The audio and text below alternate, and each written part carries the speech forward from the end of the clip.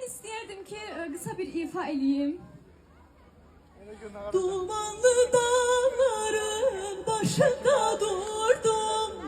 Dumandan özüme bir heyme kurdum.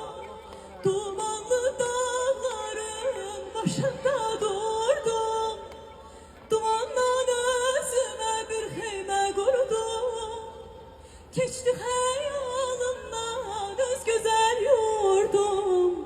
Dumanlar karşımda dastana döndü, dastana döndü. Xudayar kardeşim kahraman oldum. Adında özünde dastana döndüm, dastana döndüm. Allah bütün şəhidlərimizi rəhmət eləsin. Qazilərimizə, hərbiçilərimizə, əskərlərimizə can sağlığı versin. Bayramınız mübarək.